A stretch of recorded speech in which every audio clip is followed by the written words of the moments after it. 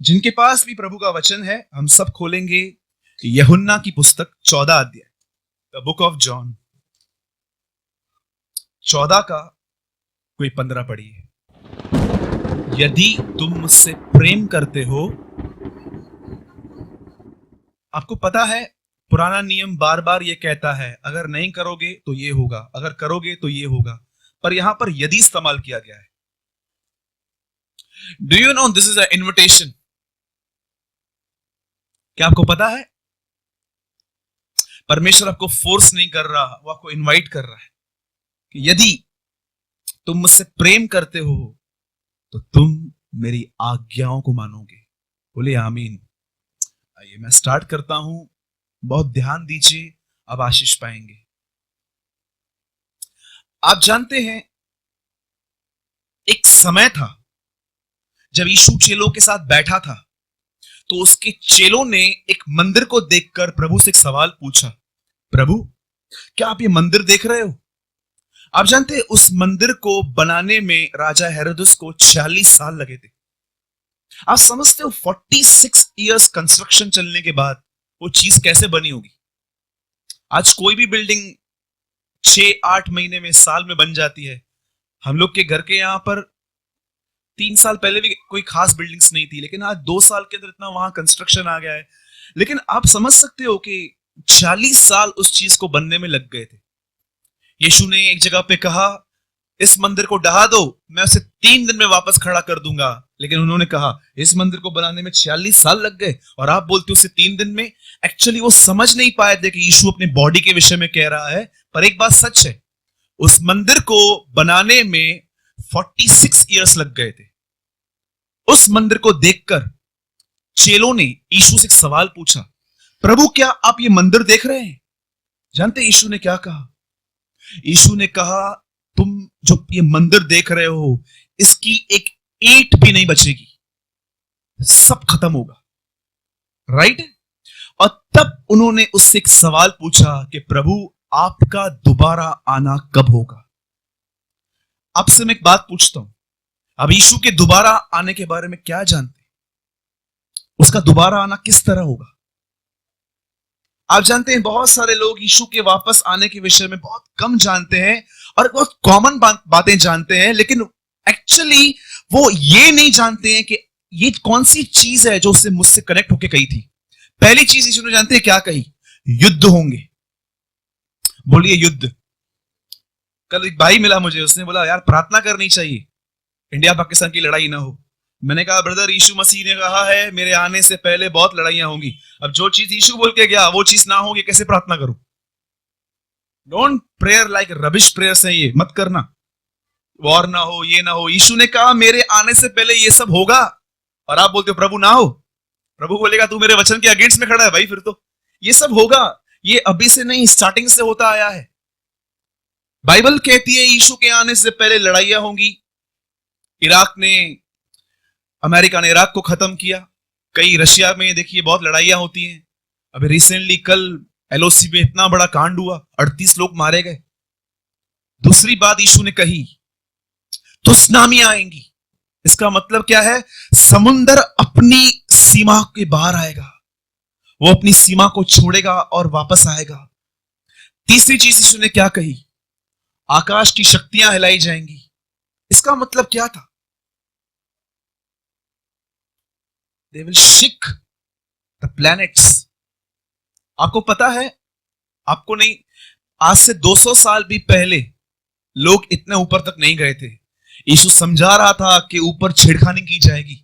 मैंने लोगों को, बाइबल कहती है, आप जानते हो ये सब विरुद्ध है परमेश्वर के। बाइबल कहती है स्वर्ग उसने अपने लिए, परंतु पृथ्वी उसने मनुष्य को दी। लेकिन मनुष्य क्या कर रहा है? जो नहीं दिया गया है उसको शेक करने की कोशिश कर रहा है। चौथी चीज यीशु ने क्या कही? मुझे बताइए। हाँ जी, हाँ, धोखा देने वाले। राइट, ये भी है। धोखा न खाओ। Praise the Lord, very good. चौथी चीज इसके बाद यीशु ने कही जब अंजीर के पेड़ को देखो कि वापस उसमें फल आ रहे हैं। इसका मतलब क्या था? आप जानते हैं पुराने नियम में इज़राइल को अंजीर का पेड़ कहा गया। यीशु के मरने के बाद 70 साल के बाद रोमन्स ने पूरी इज़राइल को खत्म कर दिया, सब तितर बितर हो गए। लेकिन यही एक ऐसा देश है जो 1800 साल तक वापस नहीं पहुंचा था। 1863 में इज़राइल आजाद हुआ और अब आहिस्ते आहिस्ते आहिस्ते आहिस्ते सब यहूदी वापस जहां जहां तितर बितर हुए थे वापस इज़राइल में इकट्ठे हो रहे हैं। यीशु ने कहा अंजीर का पेड़ वापस उगेगा।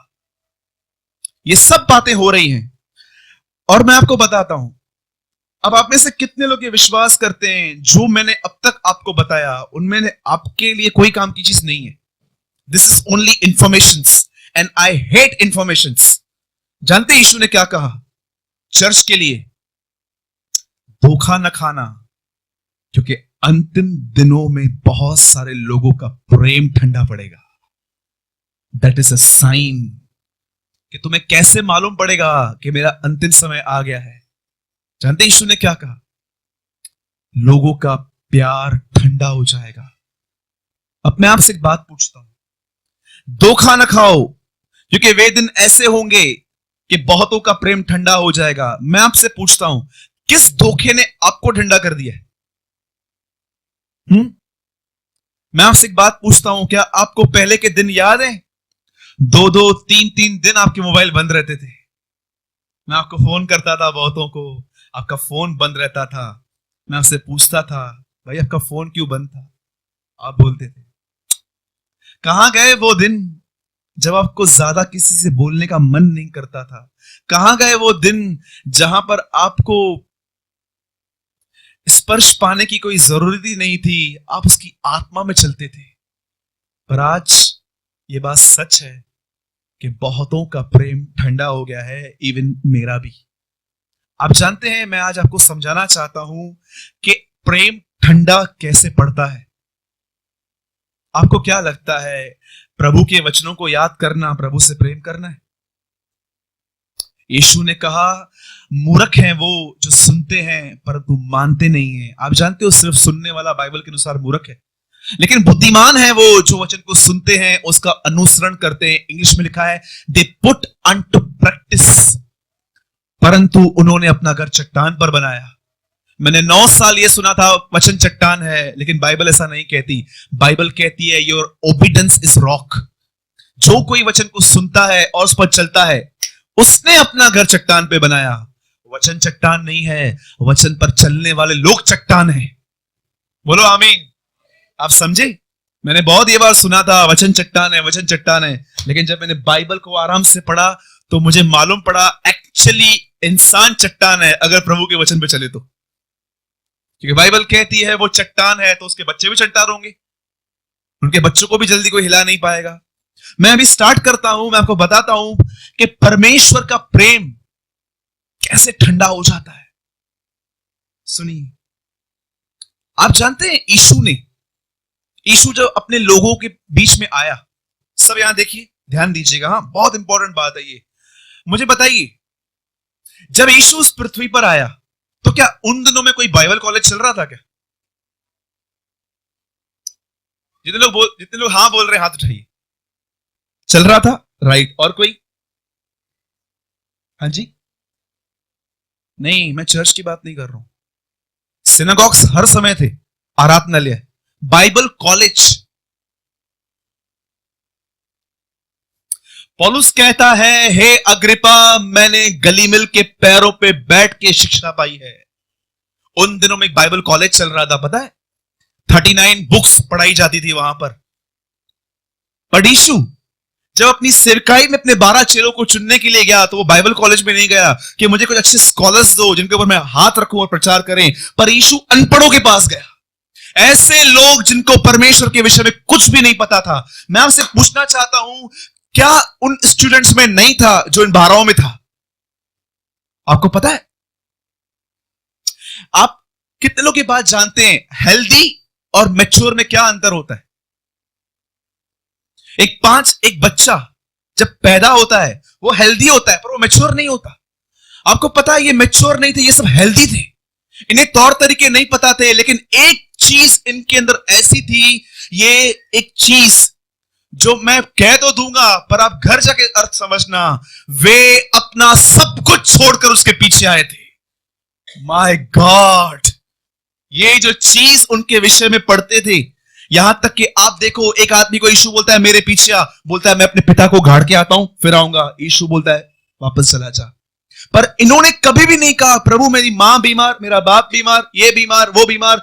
लिखा है जहां जहां ये गया वहां वहां उसके पीछे हो लिए। आपको पता है उन 12 में सबसे बड़ी बात ये थी, भले वो अनपढ़ थे पर वो पूरे हृदय के साथ चलते थे उसके साथ। इवन आपको मैं बताऊं, उनको वचनों का ज्ञान तक नहीं था। बेनी हिन जिस लेडी के द्वारा इंस्पिरेशन में आया था, कैथरीन कुलमैन, उसे ठीक से नया नियम नहीं पता था, लेकिन वो प्रभु से प्रेम करने में बहुत आगे थी। साधु सुंदर सिंह जो कभी पुराना नियम पढ़ता भी नहीं था, लेकिन जब वो खड़ा होता था तो लोग आशीष पाते थे। जानते हो क्यों? नॉलेज इंपॉर्टेंट नहीं है। आपको लगता होगा ब्रदर के पास बहुत नॉलेज है, मैं आपको बताता हूं नॉलेज इंपॉर्टेंट नहीं है। तू ज्ञान का वृक्ष मत खा Adam, this is the first commandment. आप जानते हो इंपॉर्टेंट क्या है? आधा घंटा बाइबल पढ़ना, 23.5 घंटा उस पर चलने की प्रैक्टिस करना, दैट इज इंपॉर्टेंट। 3 घंटा बाइबल पढ़ के अपना जीवन जीना, इससे अच्छा है आधा घंटा बाइबल पढ़ के 23 घंटे 30 मिनट उस पर चलने का अनुसरण करते रहना।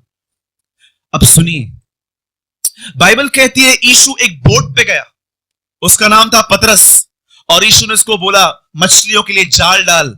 और वो आदमी कहता है प्रभु हमने सारी रात मेहनत की है परंतु कुछ न पकड़ा, फिर भी आपके कहने से मैं जाल डालूंगा। और बाइबल कहती है जैसे उसने जाल डाला उसे इतनी मछलियां मिल गई कि नाव डूब रही थी, और उसने पतरस और यूहन्ना को आवाज दिया, पतरस यूहन्ना यहां आओ। और वो लोग वहां पर आए और उन्होंने सब मछलियां खींची। और जानते हैं वहां पर क्या हो गया?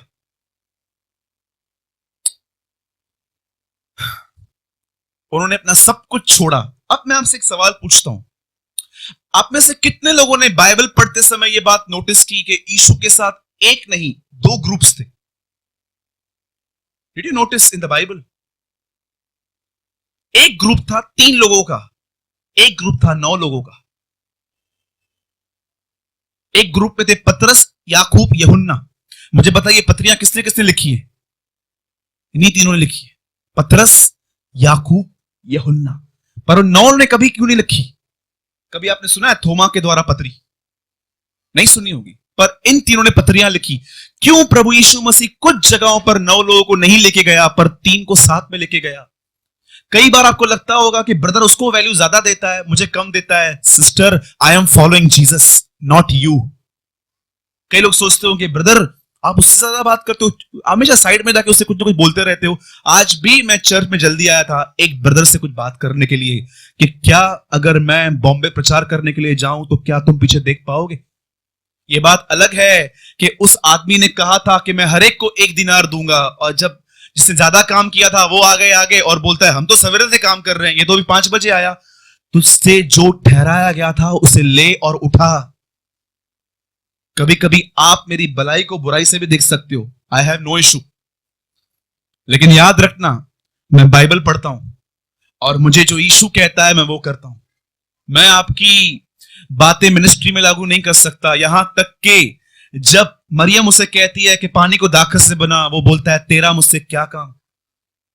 30 साल मैंने तेरे को दिया ना, अभी तू मेरे बीच में मत आ। This is a work of God. इसीलिए कभी भी अगर आप देखो ना कि परमेश्वर का काम हो रहा है, कुछ मत सोचना किसी के लिए भी। बहुत सारी बीमारियां लोगों को इसलिए नहीं छोड़ती हैं क्योंकि उन्होंने परमेश्वर के दासों का अपमान किया है। आपको पता है, मैं मजाक नहीं कर रहा हूं। जैसे मूसा के लिए उन्होंने कुछ कहा, बाइबल कहती है उन्हें कोड़ हो गया। अब सुनिए यहां पर क्या हुआ। जब भी पतरस यीशु के साथ साथ चलता था, आप जानते हो यीशु एक आदमी को बहुत वैल्यू देता रहा अपने मिनिस्ट्री के अंदर। वो कौन था पता है आपको? यीशु अपनी सेवकाई में एक आदमी को बहुत वैल्यू देता था। कभी कभी आपको लगता नहीं है कि प्रभु ये पक्षपात तो नहीं है, 3 को अलग 9 को अलग? हाँ बताइए, कभी कभी ये सोचते हैं आप जब 3 को अंदर ले गए और बाहर 9 खड़े होंगे, पता नहीं क्या सोचते होंगे?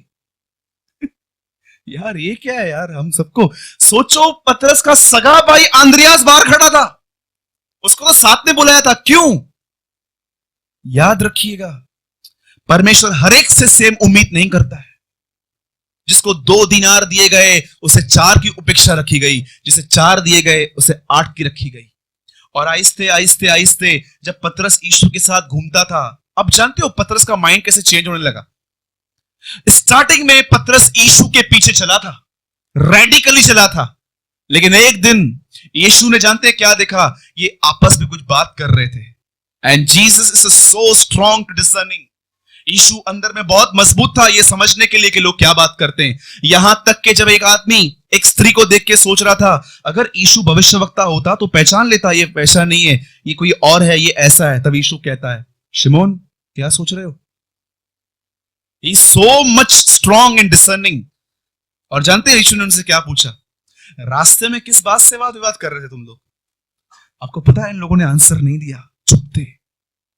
मुझे आप बताइए क्या डिस्कस कर रहे थे वो? आपको क्या लगता है आप यहां से जब जाते हो और क्या बात करते हो, प्रभु को सुनाई नहीं देता? बार बार निर्गमन में लिखा है, मैंने इज़राइल का कुड़कुड़ा सुना है।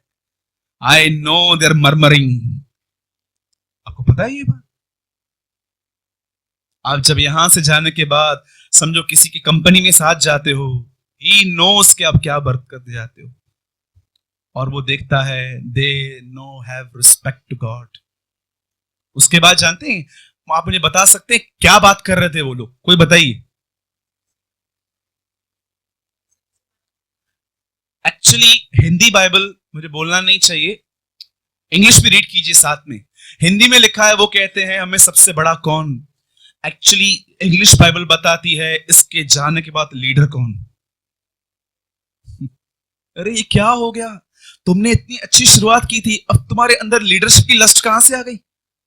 जानते हैं उन्होंने क्या देखा था? आप भी ऐसे हो सकते हैं। They know the power of God. You know, many people worship the power of God, so many, मतलब बहुत कम लोग हैं they worship the person of Christ. बहुत कम लोग होते हैं जो सिर्फ यीशु की आराधना करते हैं, पर बहुत ज्यादा लोग रहते हैं जो उसके पावर, उसकी सामर्थ, मेरे को उसकी तरह बनना है। और जानते हैं एक दिन क्या हो गया? आखिर आहिस्ते आहिस्ते पतरस के अंदर एक आदमी के लिए जलन आ गई। किसके लिए? यूहन्ना के लिए। जिस दिन यीशु मरने के बाद उठाए जाने वाले थे, यीशु ने पतरस को बुलाया और कहा यहां, और यीशु ने एक सवाल पूछा। आपको पता है हमने वचन क्या पढ़ा? आइए सब यहां देखिए, हमने वचन क्या पढ़ा?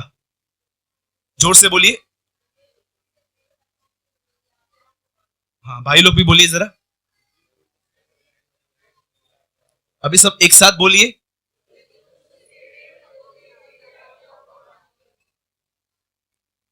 एक बार फिर से। मुर्दों में से जी उठने के बाद आप मुझे बता सकते हैं यीशु ने पतरस से क्या पूछा? क्या तू मुझसे प्रेम करता है? और जानते हैं पतरस क्या बोलता है? हाँ प्रभु मैं करता हूं। दूसरी बार यही सवाल, क्या तू मुझसे प्रेम करता है? हाँ प्रभु मैं करता हूं। लेकिन आप बता सकते हैं तीसरी बार पतरस ने क्या रिप्लाई किया? तीसरी बार उसने ये नहीं कहा कि मैं प्रेम करता हूं, तीसरी बार वो कहता है हे प्रभु तू सब जानता है। क्या बोलता है? तू सब जानता है। अब मुझे एक बात बताइए, उसके बाद यीशु ने उससे क्या कहा? उसके बाद यीशु से कहता है क्या तू जानता है जब तू जवान था तो तुझे एक फ्रीडम थी, तुझे जहां जाना था तू जा सकता था, लेकिन अब मैं तुझे बताता हूं कुछ टाइम के बाद तू बूढ़ा होगा, लोग तुझे बांधेंगे और लकड़ी पे क्रूस पे चढ़ाएंगे। और जैसे पतरस ने अपनी मौत के विषय में सुना, वो यीशु से ये नहीं कहता है कि प्रभु आप मुझे अनुग्रह देना कि मैं ये कर पाऊं, पर देखो उस आदमी का सवाल, प्रभु मेरा तो ठीक है पर मुझे बता सकता है इस यूहन्ना का क्या होगा? तू उसे आग में जलाएगा, सिंहों की मान में फेंकवाएगा, इसको फांसी दी जाएगी, उम्र कैद दी जाएगी, मुझे यह भी तो मालूम होना चाहिए ना प्रभु। आप जानते हो आदमी ठंडा कैसे पड़ता है? जब आप यीशु की तरफ देखना बंद कर देते हो, यू बिकम माइल्ड, आप ठंडे पड़ जाओगे। पता है ये बात आपको? एक आदमी ने ऐसा कहा, ठंडी मसीहत सबसे खतरनाक चीज है। जब आपका फोकस, आपका लक्ष्य, जब आप यीशु को देखना बंद कर देते हो, आप आहिस्ते आहिस्ते ठंडे पड़ जाते हो। और आपको पता है कैसे आप ठंडे पड़ जाते हो? मैंने उस दिन एक वॉल पे एक मैसेज किया था कि कोई आदमी परमेश्वर के साथ नहीं चल सकता जब तक उसके पास ऐसे दोस्त ना हो जिनको उसने देखा हो कि प्रभु के साथ कैसे चला जाता है। You don't become godly if you don't have a godly friends. जब तक आपको ऐसे लोगों के साथ पाला नहीं पड़ा है जो सच्ची में प्रभु के साथ चलते हैं, आप कभी परमेश्वर के साथ नहीं चल पाएंगे। मैं आपसे एक बात पूछता हूं, हम सब यहां बैठे हैं, हम सबों के पास एक मन है। मैं आपसे पूछता हूं, आपका मन सारा दिन किस चीज को निहार रहा है? पौलुस कहता है, मैं तुम्हारे लिए प्रार्थना करता हूं कि तुम्हारे मन की आंखें ज्योतिमय हो और तुम उसकी बुलाहट को जान पाओ। पौलुस समझा रहा था हम लोगों को कि देखो ये बुलाहट कितनी महान है। पतरस कहता है, तत्व पिघल जाएंगे जब प्रभु यीशु मसीह आएगा। तत्व पिघलने का मतलब जानते हैं क्या होता है? कितने लोगों ने पढ़ा है इस वचन को? हे मेरे भाइयों, मैं तुमसे फिर से कहता हूं, उसके आने पर तत्व पिघल जाएंगे। आपने जो कुछ अपनी मेहनत से किया है, पतरस कहता है, सब कुछ नाश हो जाएगा। और आप जब वहां पर खड़े होंगे तो जानते हो क्या सामने लाया जाएगा कि तुमने कितनी दया की, तुमने कितनी कृपा की, तुमने बुरे चलने वालों के साथ। मैं आपको एक प्रकाशन देता हूं, ध्यान दीजिएगा। हम सब इब्रानियों पढ़ते हैं 11 अध्याय। जानते हैं वहां पर क्या लिखा गया है? विश्वास से परमेश्वर ने सृष्टि बनाई, हाबिल ने बलिदान किया, इब्राहिम को बेटा पैदा हुआ, यहोशू ने दीवारें गिरा दी, नोहा ने जलयान बना दिया, यहोशू ने ये किया, वहां पर वो किया। और जानते हो इब्रानियों खत्म कहां पर होता है? विश्वास से उन्होंने अपने शत्रुओं को मारा। लेकिन जानते हो इब्रानी 11 अध्याय का आखिरी वचन क्या है? कि परमेश्वर को अच्छा लगा कि वो तुम्हें इससे उत्तम वाचा दे, और आओ हम यीशु को देखें जिसने विश्वास से शत्रुओं को मारा नहीं, परंतु विश्वास से उसने शत्रुओं से प्रेम किया। That is new covenant life. अगर आप अपने दुश्मनों से नफरत करते हो, मैं आपको कहना चाहता हूं, आप पुराने नियम में जी रहे हो। इब्रानियों कहता है, आओ हमें विश्वास से एक नई वाचा मिली है, आओ यीशु को देखें जिसने विश्वास से अपने शत्रु को मारा नहीं, पर उसे विश्वास था, उसने शत्रुओं से प्रेम किया। कहां देख रहे हैं आप? किसकी तरफ देख रहे हैं आप? कौन है आपका लीडर मूसा जो इजरायली पे दोष लगाता था? कौन है आपका लीडर एलिया जो सुसाइड की प्रेयर्स करता था? कौन है आपका लीडर शिमशोन जो पाप में गिरा? कि वो सर्वसिद्ध यीशु जिसने हमेशा अपनी जिंदगी में पिता को पहला स्थान दिया। मैं आपसे पूछता हूं, आप सोचिए क्यों आपका प्यार ठंडा हो गया? क्योंकि आपने अपनी जिंदगी में परमेश्वर को निहारना बंद किया। उसको निहारना बंद किया जो हमेशा आपकी तकलीफों में आपके साथ खड़ा हुआ। उसने आपको कभी नहीं छोड़ा, हमेशा प्यार किया, हमेशा आपकी गलतियों पर नजरअंदाज किया, हमेशा आपको मौके दिए, पर आपने उसको छोड़ के आपने उसकी क्रिएशन को देखना स्टार्ट किया। मैं आज आपसे कहता हूं, अंजीर के वृक्ष में वापस फल आना चालू हो चुके हैं। धोखा है ये जब आपके मन में ऐसे विचार आते हैं कि उसका दोबारा आना अब भी बहुत दूर है। आपको पता है 1867, आप गूगल में जाके रिसर्च करो, पूरा इजराइल पूरी तरह से वापस आ गया 1867 में। 100 सालों से अब वो अपने देश में है। यहां तक के टाइम्स ऑफ इंडिया में एक न्यूज आई थी कुछ दिन पहले कि बॉम्बे से भी 13 यहूदी परिवार इजराइल लौट गए। हर व्यक्ति अपने घर वापस जा रहा है, हर व्यक्ति अपने घर वापस जा रहा है। अब जानते हैं क्या होगा? अब बहुत जल्दी, जैसे हमारा युद्ध चल रहा है, बहुत जल्दी इजराइल पे बहुत सारे देश अटैक करेंगे, फिलिस्तीनी देश आएंगे उसे मारने के लिए। तब वो लोग कहेंगे, धन्य है वह जो 2000 साल पहले आया था। तब वो आ जाएगा। Then he will return। और उसके आने पर बहुत सारे लोग उठा लिए जाएंगे, और ठीक 7 साल के बाद ये दुनिया को वो चादर के समान लपेट के एक नया आकाश और नई पृथ्वी रखेगा जहां पर धार्मिकता निवास करेगी। मैं आपसे पूछता हूं, are you ready for the future world? यीशु मसीह ने इस पृथ्वी के लिए नहीं, आने वाली पृथ्वी का प्रचार किया। तुम यहां बांधोगे वो वहां बांधा जाएगा, जो यहां आज्ञा मानेगा वो महान कहलाया जाएगा, जो मेरा यहां इनकार करेंगे मैं उनका वहां इनकार करूंगा। ही always talk about future world. बहुत थोड़ा समय है, मैं अब भी कहता हूं तत्व पिघल जाएंगे, खत्म हो जाएगा सब कुछ। एक दिन भाई स्मिथ विगिल्सवर्थ से एक बात पूछी गई, ब्रदर अगर यीशु कल आए तो आज आपका दिन कैसे काटोगे? अगर हम में से कोई ये मालूम पड़े कि यीशु कल आने वाला है, मैं आपको सच बोलता हूं, मैं अपना दुकान बंद करूंगा, अपने माँ बाप को बोलूंगा मम्मी 24 घंटा ही प्रेयर में बैठेंगे, जिन को चिल्लाया है, गंदा बात किया है, सबसे माफी मांग लेंगे, किसको कॉल कर देंगे, किसको बोलेंगे बता कितना है, ब्याज के साथ ले ले, कुछ भी नहीं लेके जाने वाला हूं, सब लेके जा, जखई की तरह लेके जा। लेकिन आप जानते हो विगिल्सवर्थ ने क्या कहा? विगिल्सवर्थ ने कहा मुझे कोई फर्क नहीं पड़ेगा, मैं जैसे जीता था मैं वैसे ही जीता रहूंगा। A man with clean conscious. पौलुस कहता है, हे अग्रिपा, मैंने तेरे सामने और परमेश्वर के सामने हमेशा अपना विवेक शुद्ध रखा। मैं आपसे कहता हूं, क्या आपका प्रेम ठंडा तो नहीं पड़ गया प्रभु के लिए? क्या डे बाय डे आपका लव प्रभु के लिए इंक्रीज हो रहा है? कुछ नहीं बचेगा, कुछ भी नहीं बचेगा। ये वर्ड मेरे अंदर इतना बसा हुआ है, तत्व पिघल जाएंगे, खत्म हो जाएगा सब। इससे अच्छा है कि प्रभु आपको कोई भी चीज दे, शेयर कर दो, बांटो, वो चीज बढ़ेगी। पता है आपको, बांटने से चीज बढ़ेगी। वो यीशु ने 5 रोटी को बांटना शुरू किया, वो कम नहीं बढ़ने लगी। आपको लगता रहेगा नहीं ये मेरा होना चाहिए, मेरे बच्चों के लिए, मेरे फ्यूचर के लिए। मैं आपसे कहता हूं, याकूब में लिखा है काई लग जाएगी उसे। You know there's a verse in the Bible, हे धनवानो तुम्हारे धन में काई लग गई है। मैंने बोला प्रभु तू बोलता है धनवानो तुम पर हाय, अगर मैं एक धनवान परिवार में पैदा हुआ तो उसमें मेरा क्या पाप है? क्यों प्रभु बोलता है कि हे धनवानो तुम पर हाय? आप जानते हो धनवान का मतलब सिर्फ पैसों से कनेक्ट नहीं है, आप बहुत सारी चीजों में धनवान हो सकते हो। मैं आपको ऐसे भी लोग दिखाऊं जिनके पास पैसा नहीं है फिर भी प्रभु की नजर में धनवान है। धनवान का मतलब जानते हैं क्या होता है? What is the meaning of richness? धनवान। यीशु ने कहा इनका स्वर्ग के राज्य में आना बहुत कठिन है। धनवान का सबसे मतलब बड़ा जानते क्या है?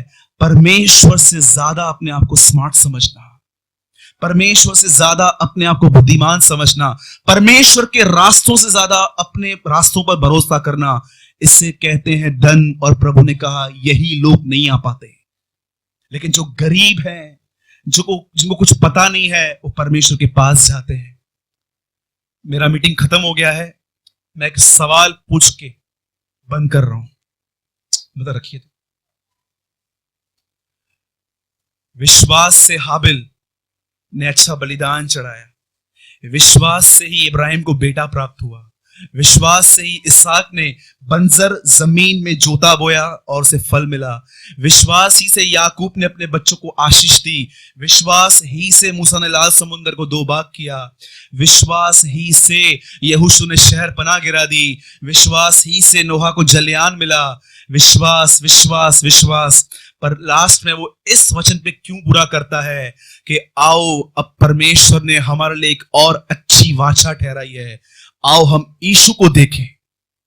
एक भी लड़ाई नहीं लड़ी उसने, कोई दीवारें नहीं गिराई, कोई लाल समुद्र 2 भाग नहीं किया। आप जानते हो यीशु ने क्या कहा? मैंने अपने दुश्मनों से प्यार किया है, मैंने विधवाओं की सुधि ली है, मैंने अपने 12 चेलों को जो कभी मुझे समझ में नहीं आए फिर भी मैंने दया दिखाई है। क्या आपको यह विश्वास है कि आप भी ऐसा जीवन जी सकते हैं? जब मैं बोलता हूं यीशु की तरह बनो, तो बहुत सारे लोगों के पास एक विचार होता है, वो तो यीशु था, मैं तो इंसान हूं, मैं कहां बन पाऊंगा। दिस इज डिसेप्शन, ये धोखा है। अब मैं आपको एक बात बोलता हूं, सुनिए। वो बच्चा वहां पर बैठा हुआ है, उसकी हाइट सिर्फ 3 फुट है, और मैं उसको बोलता हूं बेबी इधर आ, और वो आ जाता है, और मैं बोलता हूं यहां टच कर। मुझे पता है वो टच नहीं कर पाएगा, ये उसकी इज्जत नहीं है, ये इसकी बेइज्जती है। करना, ऊपर करना, आजा। आपको लगता है जब प्रभु आपको कहता है फॉलो मी, तो क्या आपकी बेइज्जती करेगा वो? आपको वो कहेगा जो आप कर ही नहीं सकते हो। मैं आपको बताता हूं, आप सब कुछ कर सकते हो, सिर्फ एक चीज आपसे करवा सकती है, पवित्र आत्मा से भरना। इम्पॉसिबल चीजें पॉसिबल बन जाती हैं। राम बाबू ने पवित्र आत्मा का नाम रखा है डायनामाइट। आपको पता है, डायनामाइट नाम रखा है उसने। वो चट्टान जो तुम खोदते हो, डायनामाइट से 1 सेकंड में खटक जाती है वो।